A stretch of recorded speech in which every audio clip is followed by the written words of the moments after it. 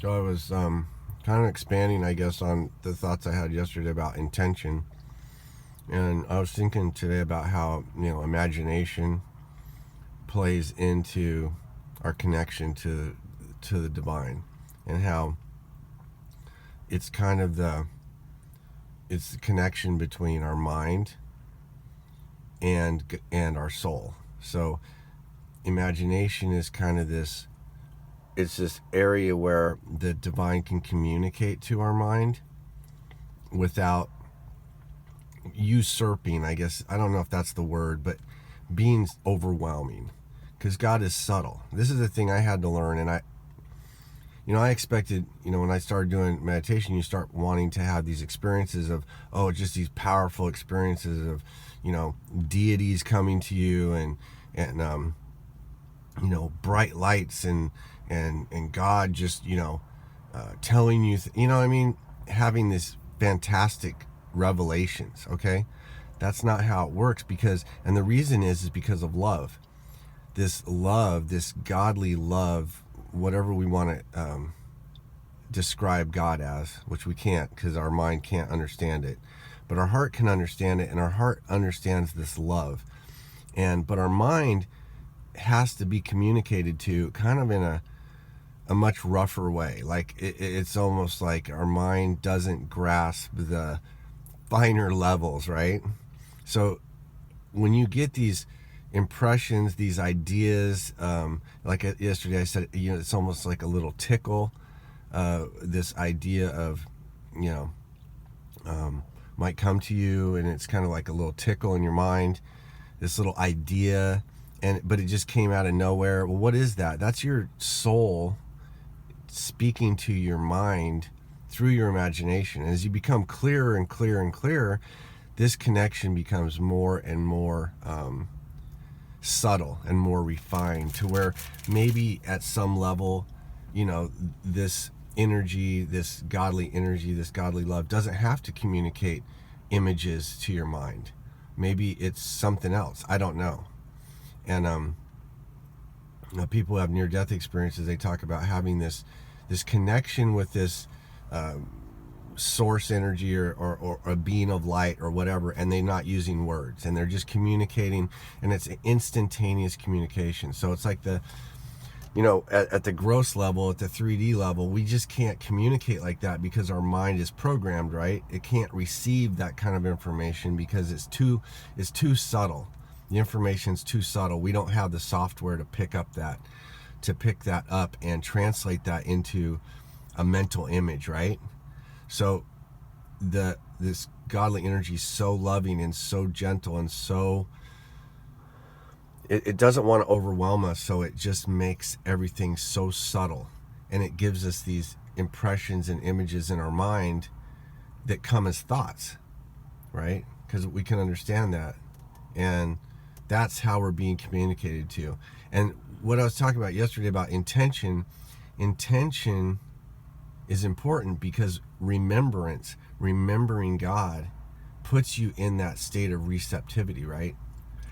It's like when you have, and people use different things to remember. They might use a photo of the master, their spiritual guide.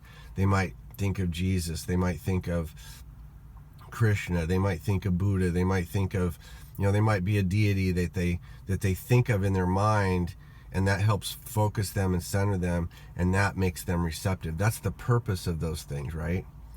Those things are tools. So the master is a tool, a guide, a light. And you focus on that light.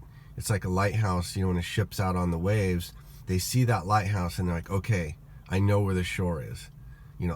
I'm getting positioning from that. That's giving me logistics so that I can make the next move.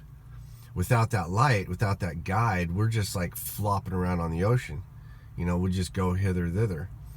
But when we have that, remembrance is the key, though. See, remembrance is the key, because when you start to remember God, when you start to remember that energy, whatever you want to call it, we have to have a mental concept, because our mind is it's the projector, and our heart is receiving this this loving, guiding energy, but it's subtle. And so at first we don't know. We don't know. We don't trust. We don't trust. And as our mind becomes more and more refined through this process of evolving into a higher state, as we expand our mind, we're really just becoming better receivers of this godly energy. Our heart feels it immediately, but we doubt it. We say, no, that's just, that just can't be right? Because we've been given this mandate that everything has to be earned, everything has to be, we have to really sacrifice, and we have to really work hard, and we don't deserve God's love. That's what we've been told. But the reality is, God's love is pouring into us at all times. It's always pouring into us. And we have become like blocked. Our hearts are blocked. But as your heart becomes open, and becomes more receptive, we become receivers of this divine. This becomes a window. Our heart becomes a window of this godly energy, and we're not just receiving anymore, we're transmitting also. And that's the next level, right? I mean, the next level is to be at that level where you're transmitting godly energy. In other words, you're creating with God.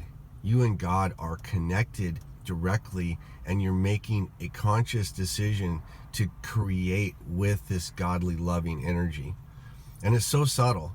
We've been let off the path because we thought that it wasn't subtle. We thought that it was, lightning bolts and thunder and godly mandates and God, the 10 Commandments, and you're going to do this and you're going to do that. And if you don't, it's not like that. We've been misled. We've been grossly misled. And when you start to return to heart, when you start to open those centers, your mind becomes more refined. You can pick up the information. Godly energy is sending information all the time. And we just have to become receivers at first. And that's the process, right? You feel the love. You feel like, oh yeah, there's something there. Maybe this is worth investigating, right? Because God's not going to just drop a, nuclear warhead on you. Sometimes that happens. People have near-death experiences. I mean, it depends on your soul, your spirit, your life. What is your mandate? Why are you here? Everybody's got a different thing going on. But God is subtle. That's my point. God is subtle. And God does not usurp. Love does not usurp. It just gives you that taste. Oh, okay, I see. And the more we get the taste, the more we start to move. Oh, okay, I get it now. It's Source giving me this love. It's Source. This is actually real. This is actually more real than all this other stuff going on. Because we just want love, right? Once we start to experience real love, we can start to detach. Detachment is the next step. Remembrance, becoming a receiver, then detachment happens. Detachment can't be forced. If it is forced, it becomes something else. You're just disconnected. You're not a receiver. You're just a disconnected. It's like a satellite dish that's just been unplugged. It's sitting there, but it's not receiving, see? Detachment makes us better receivers. We can start to go, oh, okay. Oh, it's subtle. It's subtle. So, anyway, I hope this helps you. It's helping me.